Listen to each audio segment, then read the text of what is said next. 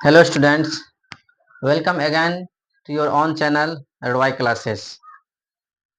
Students, आज मैं उपस्थित हूँ class 10th Bihar board class 10th की एक्सरसाइज 9.1 का क्वेश्चन नंबर 5 को लेकर के। इससे पहले मैंने 1, 2, 3, 4 एनालाइज किया था। अब हम क्वेश्चन नंबर 5 को देखेंगे। आइए देखते हैं ये क्वेश्चन क्या है। कहा जा रहा है क्या कि भूमि से 60 मीटर की ऊंचाई पर एक पतंग उड़ रही है। एक पतंग है। बचपन में हम लोग पतंग उड़ाते रहते थे ना। बहुत मकर संक्रांति के दिन इसमें पतंग का जो है कंपटीशन होता रहता है ना। गांव घर में तो कम देखने को मिलता है पतंग का कंपटीशन, लेकिन ना आउट ऑफ देखिएगा गांव से बाहर तो बहुत सारे कंपटीशन होते रहते हैं। तो पतंग उड़ रही है ना भूमि से 60 मीटर की ऊंचाई है। मतलब जहां पर पतंग को जहां से उड़ाया जा रहा है, पतंग की जो ऊंचाई है वो ऊंचाई 60 मीटर है। पतंग में लगी डोर अस्थायी रूप से भूमि के एक बिंदु से बांध दिया गया है। नहीं, हम उड़ाते उड़ाते हम लोग क्या करते हैं, जब थक जाते हैं, उड़ाते उड़ाते क्या हो जाता है, थक जाते हैं, तो क्या करते हैं, उस पतंग का जो डोर रहता है जिसमें हम लोग धागा लपेटे रहते हैं, जिसको लटाई कहा जाता है ना, धागा लगा रहता है उसमें, उसको क्या करते हैं, भूमि से उसको ऐसे पिक करके डाल देते हैं, ऐसे गाड़ देते हैं। और गाड़ने से क्या हो जाता है कि भूमि के साथ जैसे ही गाड़ेंगे तो क्या बनेगा, वो झुकाव बनेगा, और झुकाव के साथ 60 डिग्री का कोण बनता है। और इस तरह से गाड़ा जाता है कि धागा जो है, पतंग का धागा एकदम टाइट रहता है, ढीला नहीं रहता है। तो कह रहा है कि उस धागा है जो मतलब 60 मीटर की ऊंचाई पर पतंग जो उड़ रही है, तो उस 60 मीटर मतलब भूमि से लेकर के 60 मीटर का तक का जो डिस्टेंस होगा धागा का, वो कितना होगा, मतलब धागा की ऊंचाई या लंबाई ज्ञात करना है। तो देखिए ये एक पतंग है, ये क्या है, एक पतंग है। ऐसे पतंग होते हैं, मालूम होगा आप सभी को। ये पतंग है, इसमें डोर बंधे रहते हैं, ठीक।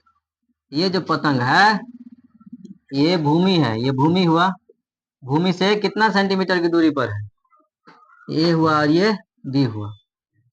भूमि से 60 मीटर की ऊंचाई पर पतंग उड़ रही है, क्लियर है।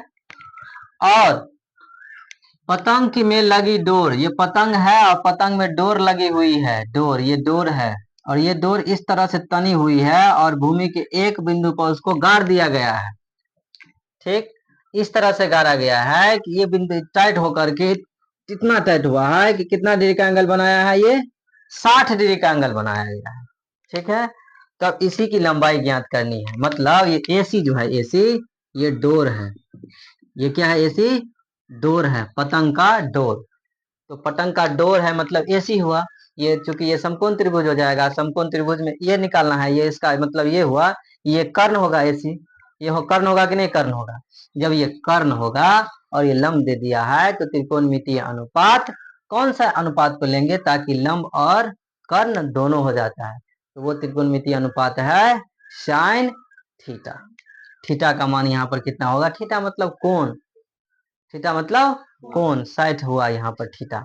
तब इसमें मानेंगे क्या, माना ना ए बी पतंग की ऊंचाई ना जिसमें 60 मीटर है, तथा ए सी पतंग की क्या है, डोर है। ये पतंग की क्या है, डोर है, इसी को हमको ज्ञात करना है। एसी की लंबाई अगर ज्ञात हो जाती है तो पतंग की लंबाई ज्ञात हो जाएगी, ठीक है। तब यहां लिखेंगे, तब साइन थीटा, थीटा का मान 60 डिग्री दिया है, साइन थीटा बराबर लंब, लंब हुआ ए बी, लंब बटे कर्ण, कर्ण हुआ एसी। साइन 60 का मान कितना होता है, रूट रूट 3 अब बटा में 2 बराबर ए बी, ए बी का मान 60 मीटर और एसी का मान तो हमको फाइंड करना है जो कि डोर होगा, तो एसी को एसी ही रखेंगे, ठीक। अब इसमें करेंगे क्या कि क्रॉस मल्टीप्लीकेशन करेंगे। क्या करेंगे, क्रॉस मल्टीप्लीकेशन, मतलब कोना कोनी गुना करना है, इसको क्या करना है, कोना कोनी गुना, इसको इससे करेंगे, AC को 3 रूट से करेंगे तो AC रूट 3, और इसको इससे करेंगे तो 60 दूना 120 मीटर। फिर यह करके रूट 3 बराबर, सॉरी AC का मान ज्ञात करना है तो AC को लिखेंगे 120 मीटर, और ये जो रूट 3 है ये भाग में चला आएगा। यहाँ देखिए रूट 3, इससे पहले भी मैंने कई क्वेश्चन डील किए थे जिसमें रूट 3 हर में आ जाता था, तो इसमें हर अपरिमेय हो जाता है, तो हर का क्या करते हैं हम लोग, परिमेयकरण करते हैं ना। या करके हर का परिमेयकरण करने के लिए क्या करेंगे, रूट 3 को रूट 3 से ही ऊपर नीचे गुना कर लेंगे। फिर या करके AC बराबर 120 को रूट 3 से गुना करेंगे तो 120 रूट 3 मीटर, और रूट 3 को 3 से गुना करेंगे तो 3 होगा, कि रूट रूट क्या होगा, कैंसिल हो जाएगा।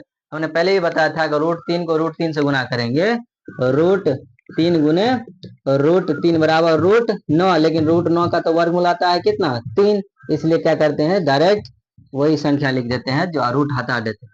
3 एकम 3, 3 चौका 12, जीरो नहीं कटा तो जीरो, इसलिए AC बराबर कितना हो गया, 40 रूट 3 मीटर।